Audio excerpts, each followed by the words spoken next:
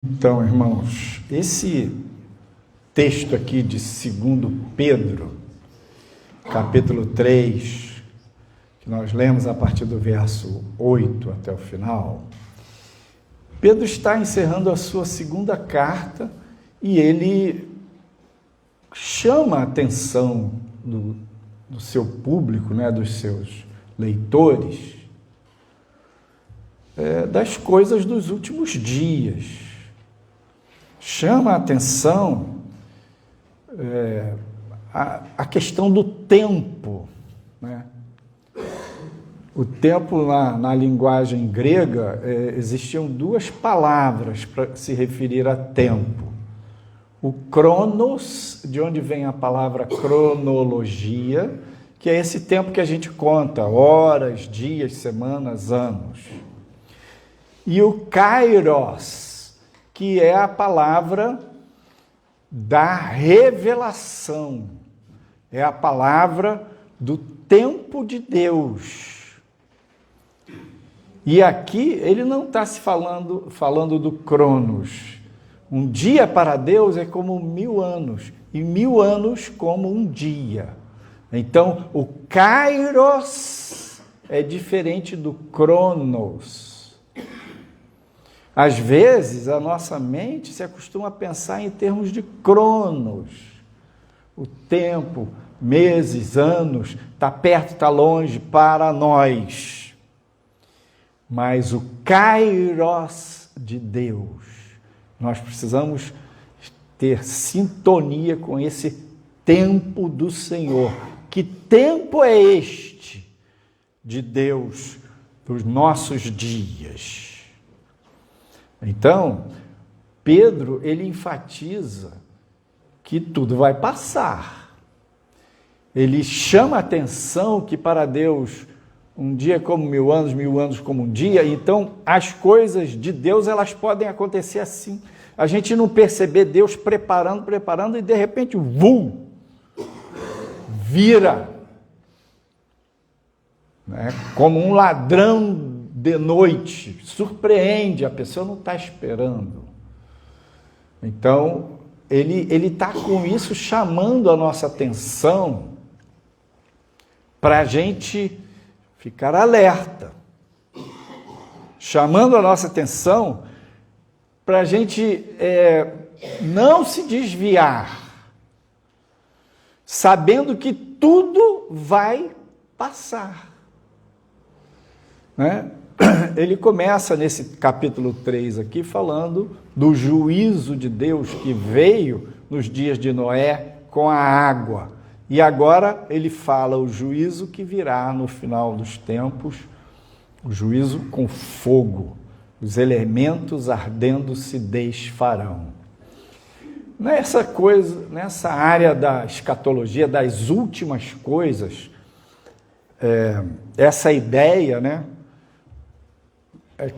essa ideia de um juízo que vai desfazer os elementos, é como se fosse assim o juízo, o último mover, o juízo final mesmo, é que vai ocorrer esse desfazer os elementos ardendo em fogo. Nós esperamos a volta de Jesus para o arrebatamento da igreja. E a sequência na escatologia bíblica é: Jesus chama o seu povo, a trombeta toca e a gente ouve, e entra o Apocalipse, e no Apocalipse aí tem um tempo, um cronos definido para o período do Apocalipse, 7 anos ou 10 anos e meio. Os estudos apontam para essas duas possibilidades, mas é um cronos definido para o reinado do anticristo, e aí Jesus volta para reinar, e vai reinar também 1000 anos, também num nível cronos. E aí virá esse juízo de um novo céu, uma nova terra, completamente uau. Mas Pedro, o que ele quer falar aqui? Ele quer falar que,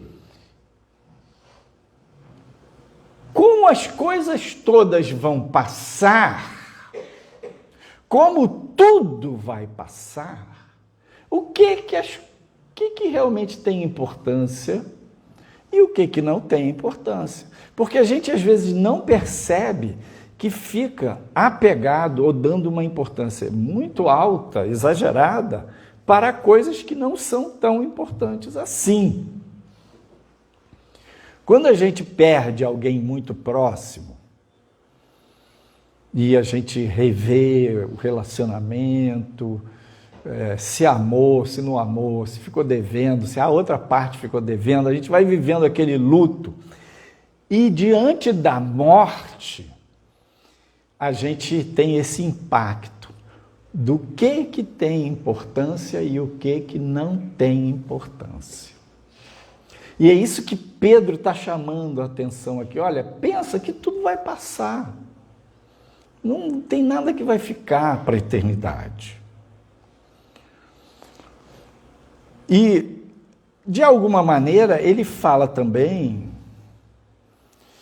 no verso 17, por exemplo, vós, portanto, amados, sabendo isto de antemão, guardai-vos de que pelo engano dos homens abomináveis, sejais juntamente arrebatados e descaiais da vossa firmeza. Então, ele também está falando aí de que no nosso tempo, no nosso momento histórico, no nosso cronos, nós estamos vivendo um período em que homens abomináveis, pessoas se deixando levar pelo engano. E de certa maneira, o engano ele tende a contaminar. Comportamento coletivo, essa coisa de você não percebe muito bem que está mergulhado numa cultura, num caldo cultural que influencia você. Se você não ficar atento, aquilo te leva como uma onda de engano. E ele chama a atenção aqui que pessoas homens abomináveis, são arrebatados e caem da firmeza. Vocês podem cair da vossa firmeza. O que é isso? É afastar, é naufragar na fé, é apostatar, é se afastar do Senhor, né? Esse risco existe.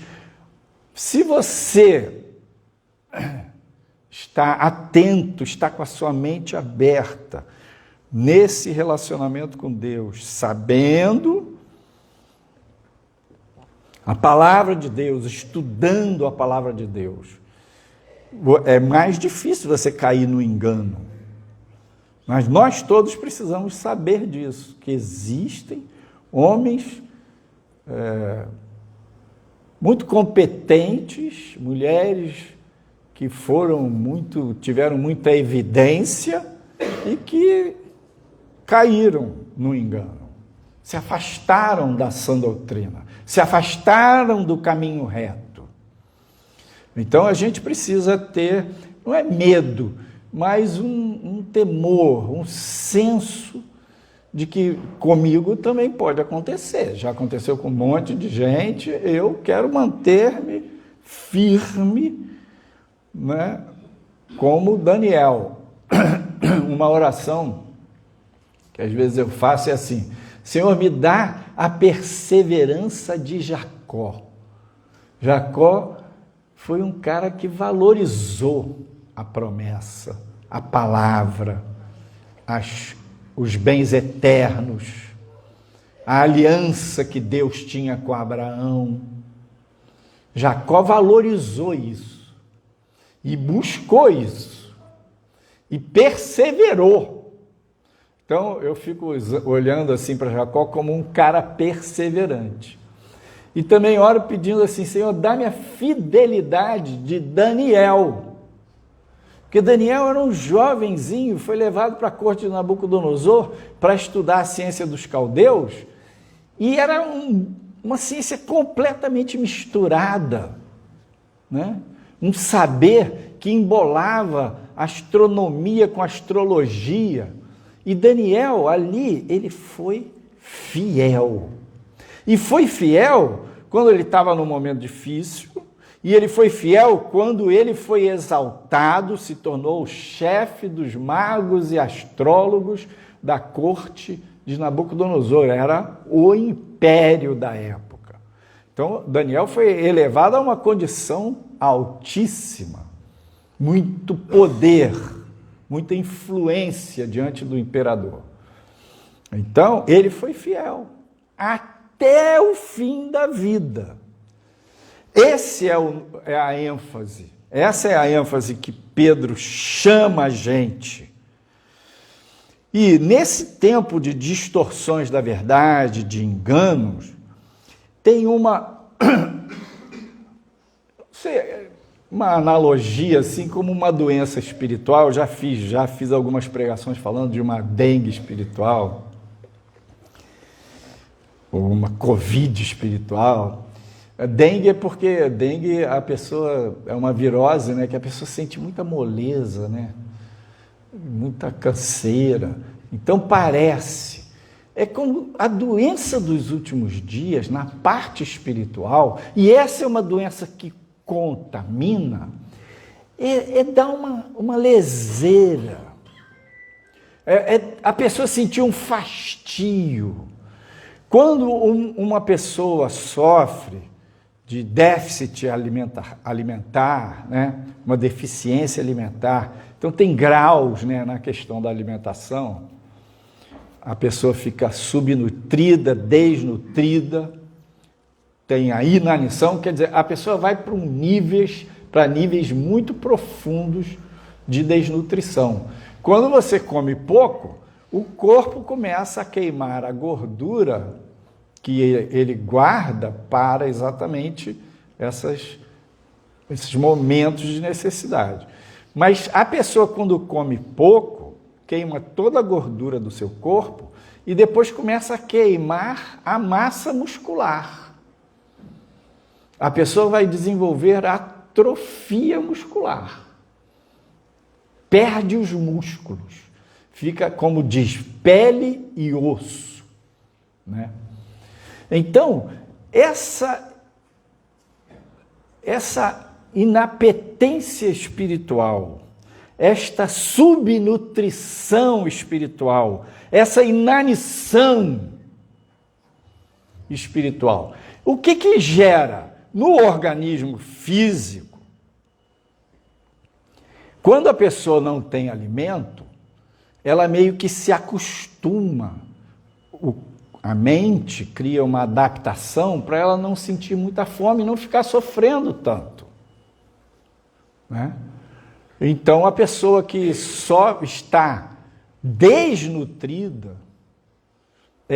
o nível de apetite diminui, o estômago diminui, é uma defesa, uma adaptação do corpo para aquela condição. Então, eu fico pensando que a gente está numa época que as pessoas estão desnutridas espiritualmente. Numa época que as pessoas se alimentam de muita coisa, de muita informação, de muito polvorosa, de muito apelo emocional, diversão, distração. E tem um fastio com a palavra de Deus, um fastio com as coisas espirituais, uma canseira com as coisas espirituais, uma leseira, uma moleza. E Pedro chama a atenção de cada um de nós para a gente não se deixar enganar, não se deixar levar, não se deixar levar pela correnteza, o padrão, o geral. A gente sentir que existe esse ambiente, esse clima de fastio espiritual, de inapetência espiritual e pedir socorro para Deus. Inclusive, eu tenho orado por mim, porque eu sinto que é como se eu tivesse acomodou, acostumou. Por exemplo, vou fazer uma confissão aqui. Este ano, na virada do ano, a gente sempre faz propósitos, né? Faz propósito de dieta, esse ano eu vou fazer dieta, vou orar, ou esse ano eu vou fazer exercício, esse ano eu vou estudar, esse ano eu vou estudar para passar no concurso, a gente faz um monte de propósitos, não é isso? Então, um dos meus propósitos foi, esse ano eu vou voltar a ler a Bíblia diariamente. Eu leio a Bíblia diariamente no celular. Mas eu fiz um propósito de ler a Bíblia diariamente no livro. Abri o meu livro, tenho uma dúzia de Bíblias, e ler ali na página. E aí comecei. Perdi, tropecei. Não consegui cumprir o meu propósito. Agora eu estou retomando. Não devia nem estar falando isso aqui para vocês, porque às vezes quando a gente fala, perde a pega, né? A força. Mas agora estou retomando. De ler a palavra de Deus, abrir o livro e folhear o livro, mastigar. Mas eu percebi que isso que eu estou falando para vocês está acontecendo comigo. Ah, mas pastor, você não ora todo dia? Não, eu oro todo dia. Você não busca todo dia? Eu busco todo dia. Você não lê a Bíblia todo dia? Eu leio a Bíblia todo dia. Você não faz devocional todo dia? Eu faço devocional todo dia. Mas eu percebo que é como se eu acostumei num patamar. E Deus está me chamando para ir para um outro nível de busca e eu estou sem músculo, sem pegada, sem fome, sem aquela iniciativa. E eu percebo que isso é a doença do nosso tempo, não importa qual é o nível que você esteja. É como se na sua vida os problemas, a correria, as distrações, o blu, blu, blu, blu do dia a dia te entupisse. E você fica sem fome de Deus. E você fica sem sede de buscar a Deus. Um dos problemas de saúde na pessoa idosa é a desidratação. O idoso ele pode desidratar com muita facilidade. O metabolismo se altera e aí ele tende a ter uma facilidade para desidratar. E o que torna mais perigoso para um idoso que mora, por exemplo, às vezes sozinho, é que ele não lembra de beber água. Não criou um hábito. Come pouquinho, fica sem apetite, é normal, na pessoa idosa fica meio sem apetite, e não bebe água. Desidrata. Não sente a sede. Então, pensa nisso do ponto de vista espiritual. Pensa como isso pode estar, imagina que isso é uma estratégia do mundo espiritual das trevas, usando as circunstâncias, a cultura, mexendo na escala de valores das pessoas para elas não darem tanta importância para as coisas espirituais e para dar esse fastio, para dar essa leseira, essa anestesia espiritual e você não sentir nem fome. Está desidratando, está inapetente, está subnutrido, não sente fome nem sede. Parece que está tudo bem. O cara não sente fome nem sede e acha que a saúde espiritual dele está boa. Então, queridos, a minha fala para vocês é, acorda, desperta, perceba que isso está acontecendo com você e não se acomode. Fala para Deus, Deus, converte-me e converter-me-ei. Sara-me e serei sarado. Não só me perdoa, Senhor, porque Deus perdoa. O sangue de Jesus nos purifica de todo pecado. A ideia não é culpar você, acusar você, esmagar você debaixo da culpa, não. A ideia é você se dar conta de qual é o contexto que nós vivemos hoje e que Deus chama a gente para outros níveis.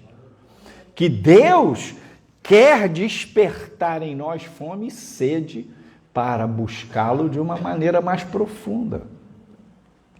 Naquela parábola das 10 virgens, 5 eram prudentes e 5 eram tolas, loucas. Qual a diferença? As 10 não eram virgens? Eram. As 10 não tinham as vestes? Tinham. As 10 não tinham lâmpadas? Tinham. Mas 5 prudentes, além da lâmpada, elas tinham uma vasilha sobressalente, uma vasilha de azeite extra. E as loucas não tinham essa vasilha. As lâmpadas delas estavam acesas, elas estavam preparadas para entrar na festa, mas o noivo tardou e a lâmpada de todas, diz a parábola, a lâmpada das 10 apagou. Só que com uma diferença, as prudentes tinham azeite extra. E pegando o azeite, encheram novamente as suas lâmpadas. E enquanto elas estavam fazendo isso, as outras 5 imprudentes falaram, dá-nos do vosso azeite para que a gente também tenha. Aí as prudentes falaram, não aconteça que falte para nós e para vós. Eu vou dividir com você, vai faltar para os 2. Vai comprar.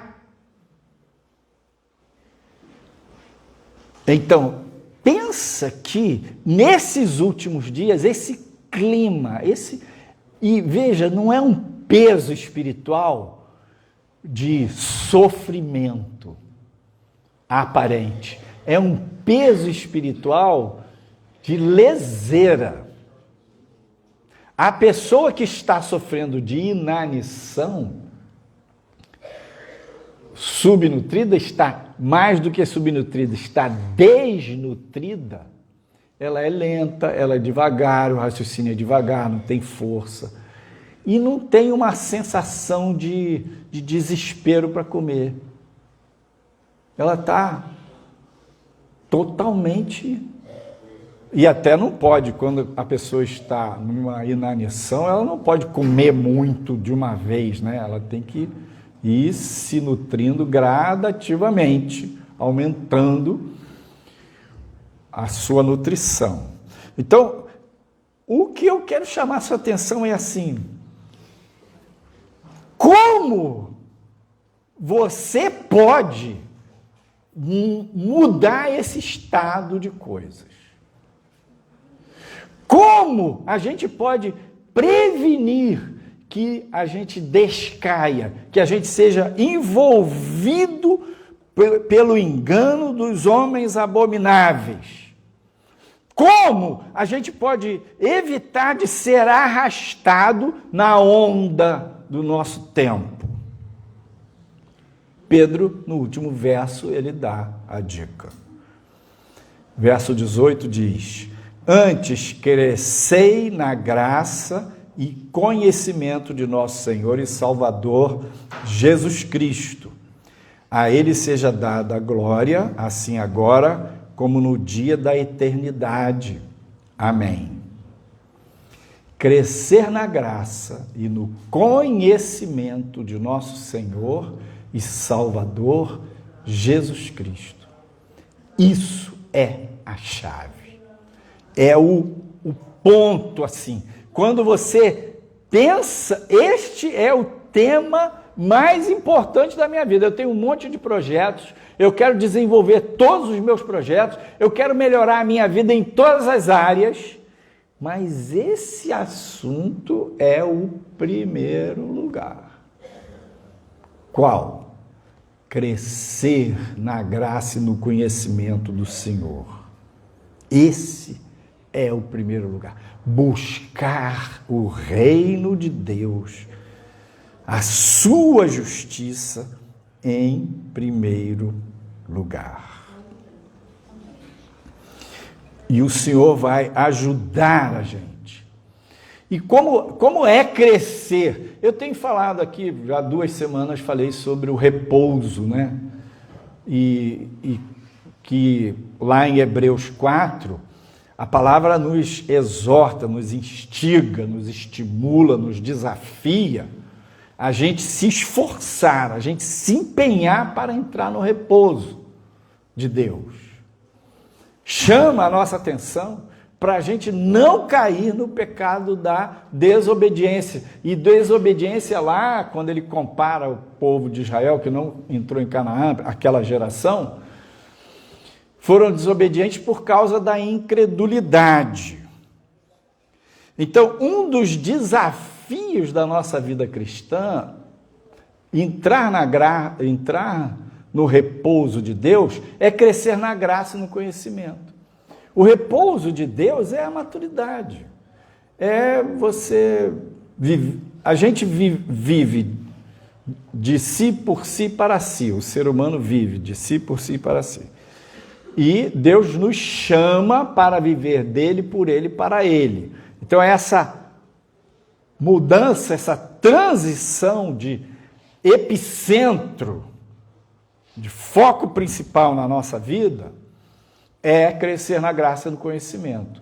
Paulo diz, se vivemos em espírito, andemos também em espírito. Esse andar em espírito é crescer na graça e no conhecimento de nosso Senhor. E quando você cresce na graça e no conhecimento, vai aumentar o seu apetite espiritual, vai aumentar a sua percepção do mundo espiritual, a sua vida, a sua volta. Você vai ter menos tendência a rezar na cartilha, a seguir a correnteza do mundo. Deus é a nossa força, é a nossa rocha. Então, Jesus não era uma pessoa vulnerável, variável, manipulável, conduzido por circunstâncias. E uma maneira da gente entrar no repouso, nessa ênfase que o autor de Hebreus dá para a gente se esforçar, é a disciplina espiritual. Então, pensa que a minha mão direita aqui representa a disciplina na vida espiritual. E o que é a disciplina, pastor? É a vida de oração, é a leitura da palavra, é frequentar a igreja. Muita gente manteve a vida de oração, a leitura da palavra, mas a igreja ficou só pela internet. Perdeu a conexão mais profunda com o corpo. É muito mais fácil ficar lesado, lento, ser carregado na correnteza, longe, assistindo o culto lá de longe, do que ao vivo e presencial. Óbvio. Orar. É diferente quando você ora sozinho de quando você ora com uma pessoa. É diferente de quando você ora sozinho, ou com uma pessoa, ou quando você ora com um grupo. Quando você ora com um grupo e tem uma unção ali, aquela oração é poderosa. É diferente quando Silvana e os irmãos vão para o evangelismo e tem uma retaguarda de oração dando suporte espiritual ali, né? Então, nas disciplinas cristãs, vida pessoal de oração, vida pessoal de leitura da palavra, comunhão no corpo de Cristo. Na vida de oração, um dos exercícios é o jejum. Na vida de disciplina espiritual. Por quê? O que o jejum... Qual é o valor do jejum? Qual a importância do jejum? Para quê? O jejum, ele é um tipo de exercício onde você vai desenvolver o domínio próprio. né? Outro dia a Elisete estava lembrando que ela estava falando negócio de jejum, aí um garotinho perguntou assim, tia, a gente pode fazer jejum de computador? Uau! Que legal a ideia dele, jejum de computador, jejum de celular, jejum de redes sociais. Às vezes é mais difícil você fazer esse tipo de jejum do que não comer. O jejum de não comer é uma disciplina de domínio próprio. Também de você se abster de determinadas mídias ou de determinados hábitos. Tem gente que faz um jejum de café, a pessoa fica lá 1 mês sem tomar café. No começo tem dor de cabeça, tem sono durante o dia, e ela vai ver quanto que o organismo dela está preso ao café. Então, dentro das disciplinas cristãs, né, tem o estudo da palavra de Deus. Uma coisa é você ler sozinho, outra é você ouvir alguém que está mais amadurecido, é você ouvir a pregação, é você estudar a Bíblia. Está dentro das disciplinas cristãs. Porque você não estuda a Bíblia, você não entende direito. Você não tem bons fundamentos profundos de teologia. E no tempo que a gente está, vem um monte de ventos de doutrina, de discurso de homens que são enganadores. Doutrinas de espíritos enganadores, diz Paulo lá para Timóteo. Sobrevirão tempos trabalhosos. Esses tempos trabalhosos têm a ver com isso. Então, dentro das disciplinas cristãs, a nossa vida de estudo da palavra, no nível pessoal e no nível coletivo. Oração pessoal, oração coletiva. Participar da obra de Deus, presencialmente, culto, adoração, louvor, e participar da obra de Deus servindo. Uma coisa é eu chegar e me alimentar, outra coisa é eu alimentar o outro. É eu me colocar nas mãos de Deus para Ele me usar. E essas disciplinas, elas não são uma finalidade em si, elas são meios para o qual a gente vai crescer na graça e no conhecimento. Então, a finalidade na vida cristã é chegar mais pertinho de papai, é chegar num nível maior de comunhão, é conhecer mais o nosso Senhor, é crescer na fé, é entrar nesse repouso de Deus e servir a Ele, glorificar a Ele, honrar a Ele, adorar a Ele, amá-lo sobre todas as coisas e ao nosso próximo como a nós mesmos. Essa é a finalidade, crescer na graça e viver isso. Então, as disciplinas, elas devem apontar para isso. Elas não são uma finalidade em si mesmas. Por que é importante a gente falar isso? Porque, às vezes, você começa a se esforçar para... Vamos pensar assim, o inimigo, ele tenta trabalhar com a gente em 2 extremos. Primeiro, você nunca lê a Bíblia, ele fica te abanando, te distraindo, botando um monte de série na sua frente para você não ler mesmo a Bíblia. Ele aí bota pilha para você ficar longe da Bíblia. Aí quando você começa a ler a Bíblia, e ele tenta embarrear, não consegue, você persevera, e você começa a estudar a palavra, ele vai querer criar problema nessa sua disciplina. Então ele pode empurrar você para um outro extremo, de você ler excessivamente, de você parar e ficar querendo pesquisar demais, e você ficar se envolvendo com um monte de coisa maluca no mundo teológico, porque de tanto zelo ao ler a Bíblia. Então, os 2 extremos são ruins. A gente, nas disciplinas, precisa pensar assim, elas são meios mas elas são importantes. Eu sou salvo pela graça, e Cristo fez tudo por mim para ser salvo. Derramou seu sangue, morreu, ressuscitou, mandou o Espírito Santo habitar em mim, me deu salvação, vida eterna, graça. Mas ele disse para mim: você quer ser meu discípulo? Tome a sua cruz, negue-se a si mesmo e siga-me. Essa é a minha parte. A graça é a parte de Deus. A minha parte é a disciplina. E na disciplina a gente vigiar para não exagerar. Por favor, conversa lá atrás. Alô? Conversa, por favor. Então, a nossa parte é a disciplina. E na disciplina, a gente pode exagerar ou pode perder a mão. E quando a gente se empenha,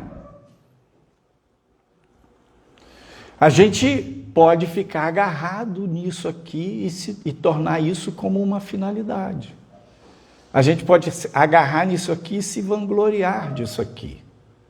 Ah, não, porque eu leio a Bíblia todos os dias. Eu já li a Bíblia 5 vezes, 10 vezes.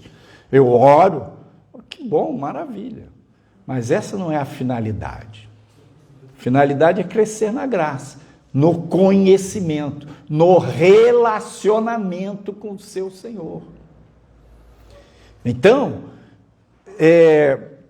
a gente precisa tomar a nossa cruz, negar a nós mesmos, mas não nos maltratar. A gente precisa vigiar para não deixar a nossa vida ser carregada pelos padrões desse mundo, mas não sair do mundo. A gente precisa vigiar para não nos deixar levar pelo pecado, mas nós não precisamos nos tornar ascetas, pessoas ermitões, pessoas que se disciplinam e não se alimenta e fica rígido. Não. Então, é essa combinação da disciplina, da oração, da vida com Deus e crescer na graça. Porque você vai crescer no descanso, você vai crescer no repouso, crescer no conhecimento, na dependência do Senhor. E aí a sua vida vai dar fruto. Você não vai ter muita clareza, mas você devagarinho vai encher o seu pote sobressalente de azeite. Você vai encher a sua lâmpada e ainda vai ter um extra para aquela hora difícil. Então, para finalizar, você pode se perguntar, como é que eu posso conjugar, coadunar, equilibrar esse assunto da graça e o tomar a cruz? Tomar a cruz é a nossa parte, negar a nós mesmos é a nossa parte, mas não é a finalidade em si mesmo.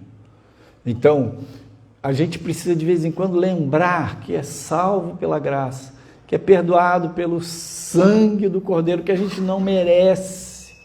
A gente é tão radicalmente pecador, não pode produzir nada espiritual por nós mesmos.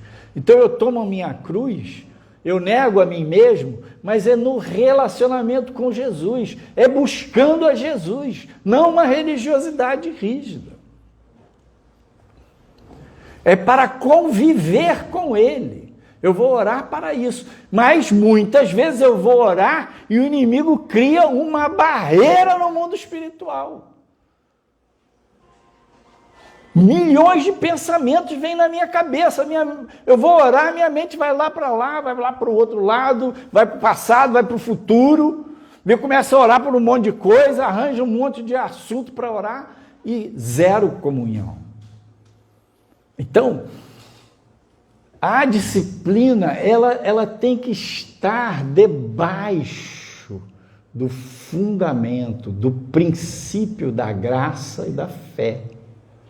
Somos salvos pela graça por meio da fé. Este fundamento, esta finalidade, esta conexão é que deve prevalecer, não a disciplina em si.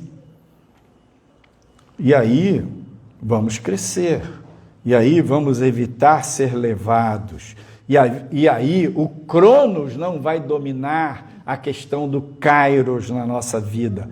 E aí os valores eternos terão o seu devido lugar no nosso andar, no nosso dia a dia. Amém.